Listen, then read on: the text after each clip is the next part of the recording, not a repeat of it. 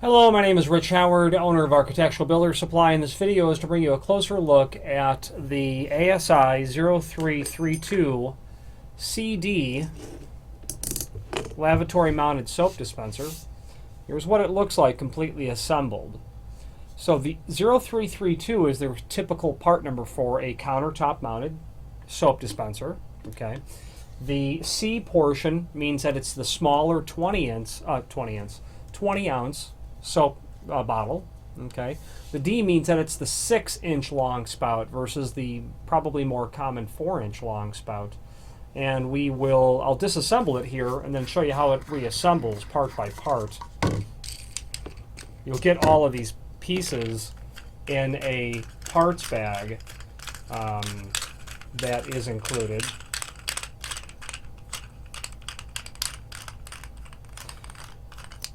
And it's all going to ship basically loose, although this aspect is generally assembled already. Yeah, it definitely is.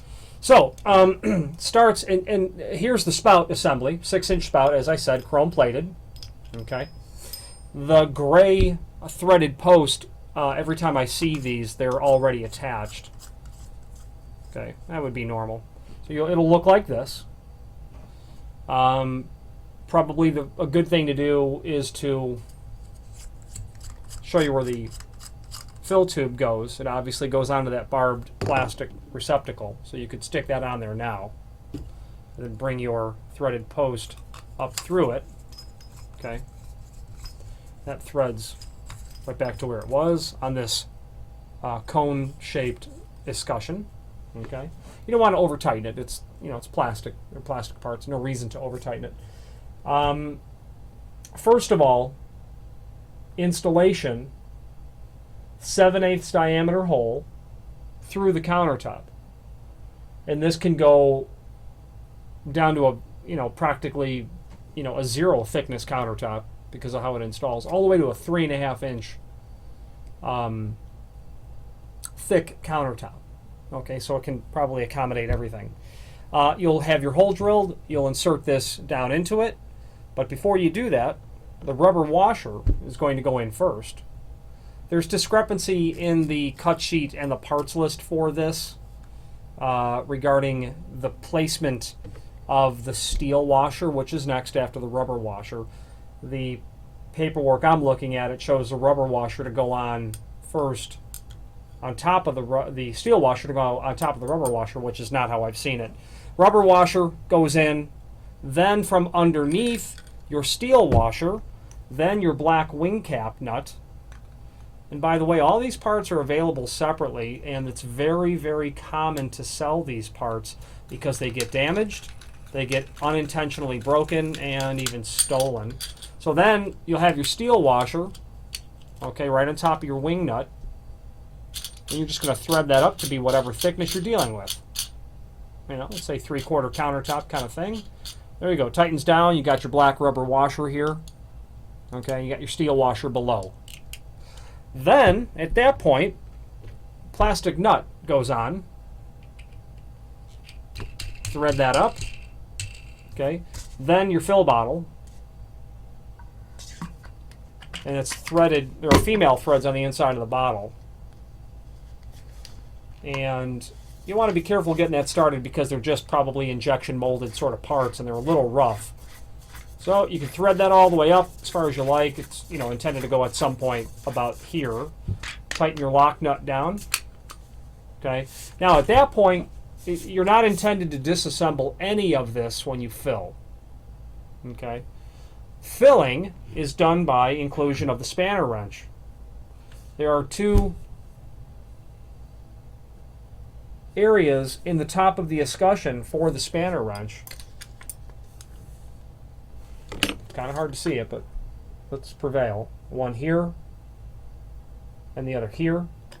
Spanner wrench, do this right on the desktop. Okay, goes into the top of the escutcheon like this, and you simply rotate it counterclockwise, and you're going to get that to spin off. Now this is, forgive me if I've not already said it, this is the refill procedure. This is all attached, and how you're going to refill it don't take all of this material down, off, everything below. Unthread the escutcheon. This all comes out. Obviously, that's going to be dripping wet. You want to be careful with that, with soap. At this point, funnel, and then your soap. You won't go removing this stuff from installation at all. There's just simply no reason to do that. Once you're refilled, leave a little bit of room so you can fit all of your assembly back in.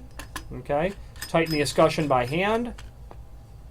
You know, I really don't think you need to have the spanner wrench to tighten it. I wouldn't over tighten it. It tightens down very nice without using the spanner wrench, but you'll probably want the spanner wrench to help get it off at that point.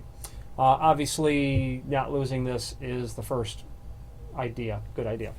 Again, available in other options, variations. This is a 20 ounce. You can get a 34 ounce, which is the 0332.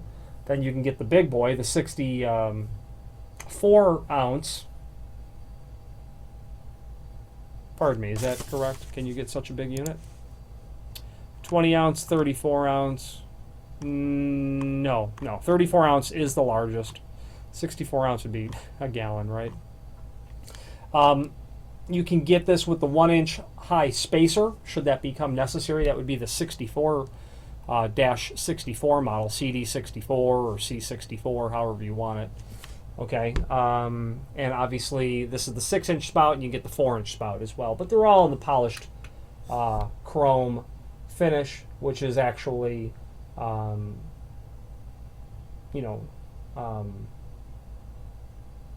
stainless, polished stainless is what that is. Appropriate for synthetic detergents and antibacterial soaps containing PCMX and or triclosan. Not sure exactly what that stuff is. I don't sell soap, so I'm not educated on what that is. All these parts are available separately should you have need to rebuild your soap dispenser. Any questions on the ASI 0332-CD or any other ASI product, please feel free to reach out to us. Thank you.